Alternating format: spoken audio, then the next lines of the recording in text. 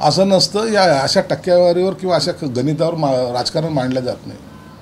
ठाकरेंनी लढवलेल्या जागा किती आहेत? तर 22 आहेत. शिवसेनेने लढवलेल्या जागा किती? तर 15 आहेत. कसं तर कम्पेअर कसं करणार? त्या कम्पेअरच्या हिशोबाने आमचा जो रेट आहे तो आमचा स्ट्राईक रेट जो आहे तो 46% आहे.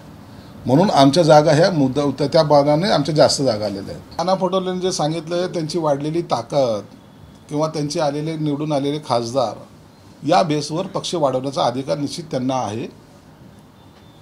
ज्यांनी त्यांची पालखी वाहिली होती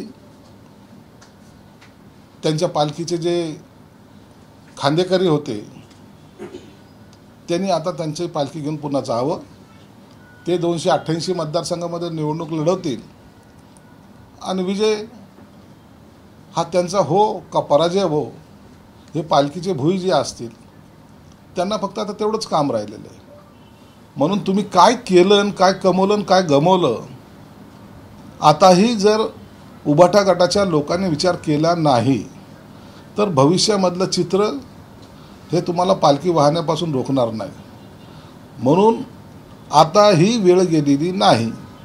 त्यांनी पुन्हा या काँग्रेस आणि राष्ट्रवादीमुळं उभाटाचं काय नुकसान होतं याचं चिंतन मनन केलं पाहिजे. संजय राऊत काय बोलतोय म्हणून त्याच्यावर जर पक्ष चालत असेल तर पक्षाची वाट लागल्याशिवाय राहणार नाही. को पावर्ड बाय विमल. विमल बोलो जुबा केसरी.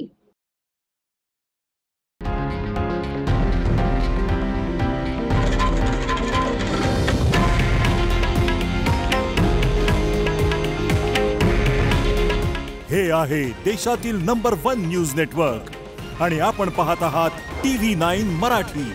काळजी तुमची, हित महाराष्ट्राचं.